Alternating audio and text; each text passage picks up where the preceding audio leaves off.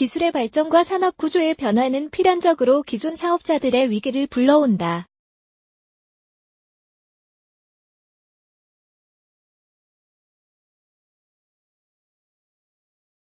대형기관차의 등장은 마차 산업의 종말을 고했고, 자동기계의 발전에 따른 대량 생산 시대의 도래는 비숙련공들의 일자리를 앗아갔다. 혁신에 의한 생산적 파괴는 그래서 일반인들에게 기대감만큼이나 공포를 유발하기도 한다.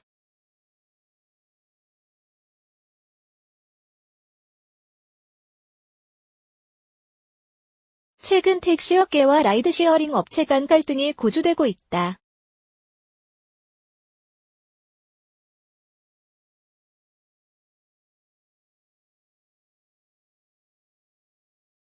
택시업계는 라이드쉐어링의 확대가 운송사업자가 아닌 사람이 시장에 변칙적으로 진입하는 것이라며 강하게 반발하고 있다.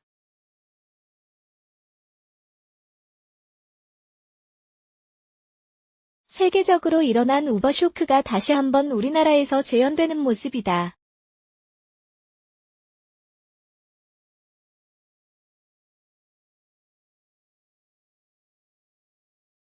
개인이 등록한 차를 소비자와 연결, 택시 매너가 없어도 유료 운송 서비스를 제공하는 우버엑스는 전 세계적으로 불법 논란을 불러왔다.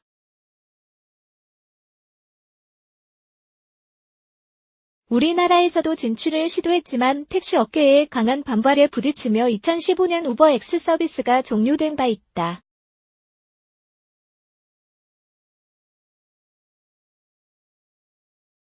이번 논란은 카풀 서비스를 제공하는 라이드쉐어링 스타트업들이 서비스 영업을 확장함에 따라 택시업계와 충돌이 발생하면서 시작됐다.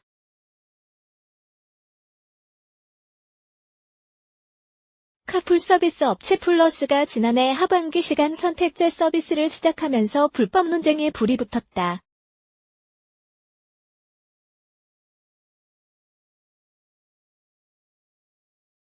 기존 카풀 서비스는 통상적인 출퇴근 시간인 5시에서 11시, 17일길 새벽 2시 등 이용시간을 제한해왔다.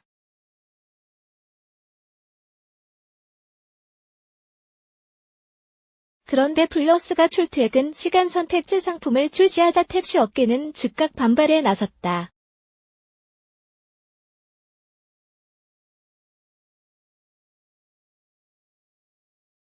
이 업체는 승용차 이용자가 자신의 출근 시간을 지정하면 하루에 2번 4시간씩 카풀 인원을 모집할 수 있도록 했다.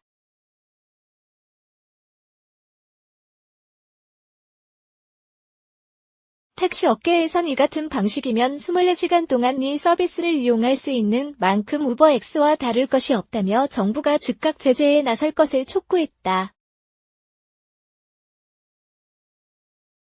현재 여객운수법 81조는 사업용 자동차가 아닌 차를 유상 운송용으로 제공하는 것은 불법이다.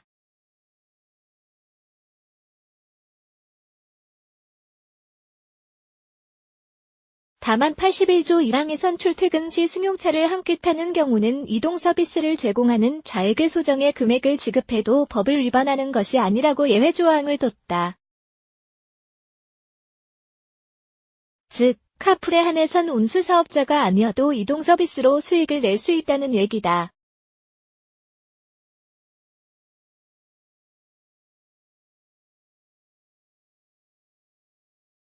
최근 몇 년 사이에 IT 기술의 발전과 맞춤형 이동 서비스의 수요 증가 등에 힘입어 여러 스타트업들이 카풀 플랫폼을 출시, 운영할 수 있었던 법적 근거도 81조 1항에 있다.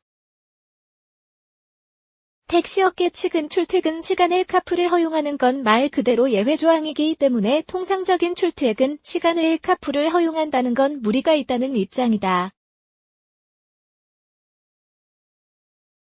코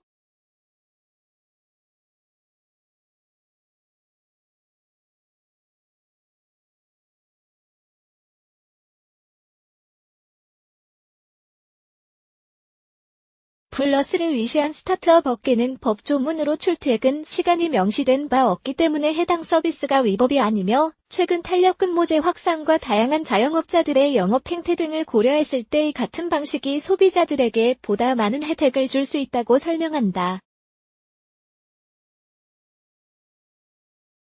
우리나라 택시가 공급 과잉이란 것은 모두가 잘 알고 있다.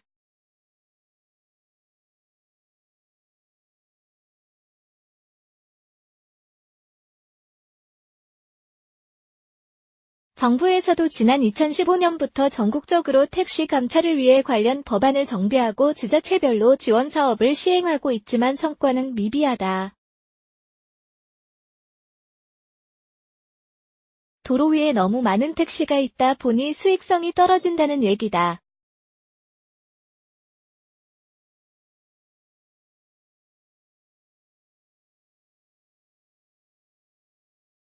택시 기사들은 박봉에 시달리며 하루 10시간 이상 살인적인 스케줄을 소화해야 생계를 이어갈 수 있다며 오래전부터 개선을 촉구하고 있다.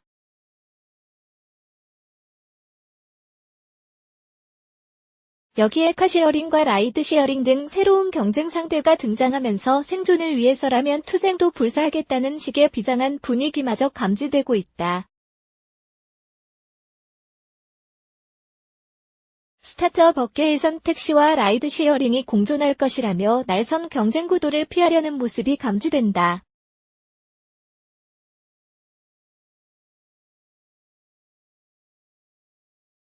최근 코리아 스타트업 포럼은 소비자 1,300명을 대상으로 진행한 설문조사 결과를 발표했다.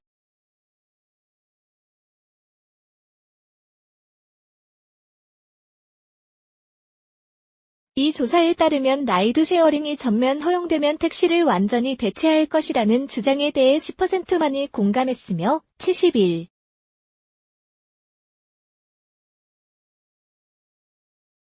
7%, 717명의 국민들은 라이드 쉐어링이 허용돼도 택시와 라이드 쉐어링이 공존할 것이라고 응답했다.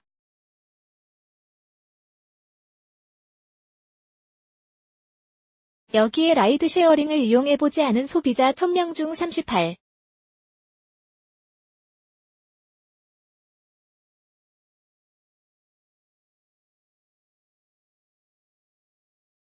8%, 388명만이 라이드쉐어링에 대해 인지하고 있다며 아직까지 라이드쉐어링은 실험 단계로 택시와 경쟁하지 않는 것으로 조사됐다는 설명도 내놨다.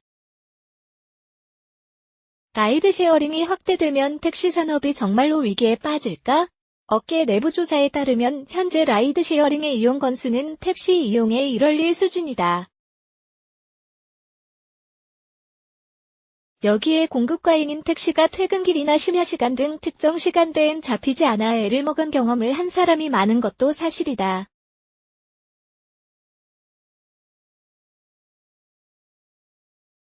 또 카쉐어링이나 라이드쉐어링의 등장과 발전은 이동 서비스에 대한 소비자 수요 자체가 줄어들지 않는다는 걸 방증한다.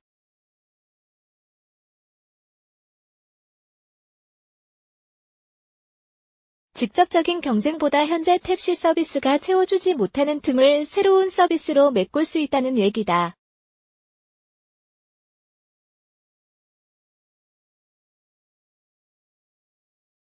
라이드쉐어링은 대표적인 공유경제 사업이다.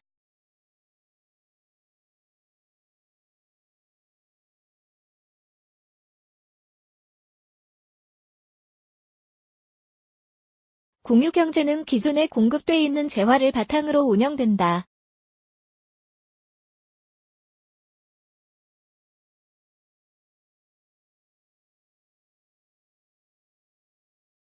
라이드쉐어링이 활성화된다는 건 이미 판매된 자동차, 공급이 제한적인 주차장 등을 활용해 전 사회적인 효율성을 개선하는 효과가 있다.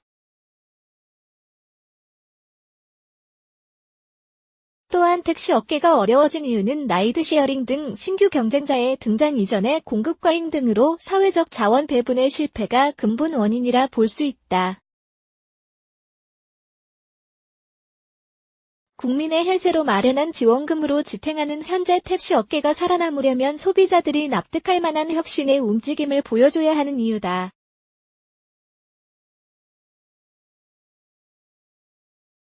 안효문 기자 요먼 오토타임즈